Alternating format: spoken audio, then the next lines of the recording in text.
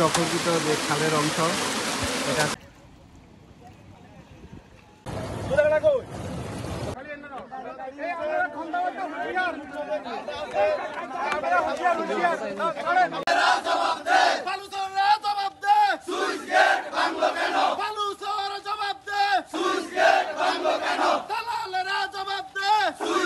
আমাদের এই যে সোনাগাজী এবং কোম্পানিগঞ্জ নোয়াখালী এবং ফেনীর মানুষজনকে একসাথে করার জন্য যে আমাদের যে কোম্পানিগঞ্জ এবং সোনাগাজীকে লিঙ্ক রোড হয়েছে এটা সেতু নির্মাণ হয়েছে।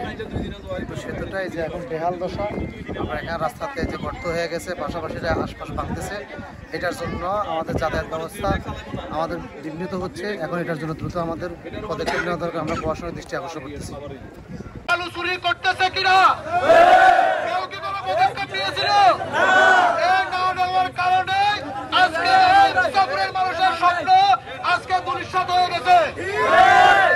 আমরা ছাত্র জনতা এটার বিরুদ্ধে অ্যাকশন নিয়েছি। এখন যদিও অনেক দেরি হয়ে গেছে, কিন্তু আমরা পারি নাই।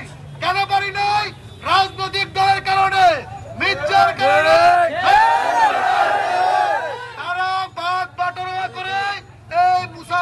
স্বপ্নের ব্রিজটাকে, স্বপ্নের রেগুলেটরকে আজকে ধ্বংস করে দিয়েছে।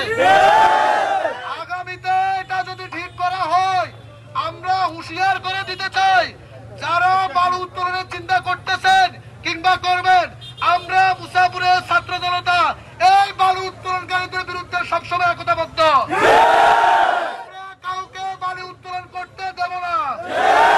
আমরা প্রশাসনের কাছে দাবি জানাচ্ছি, অতি দ্রুতপূর্বক তদন্ত কমিটি গঠন করে কেন এই মুসাফিরের মানুষের স্বপ্ন আজকে বেগে খানকার হয়ে গেছে, এটা দ্রুত তদন্ত প্রতিবেদন জমা দেন। যেসব রাজনৈতিক ব্যক্তি, যেসব প্রশাসনিক ব্যক্তি থেকে শুরু করে যারা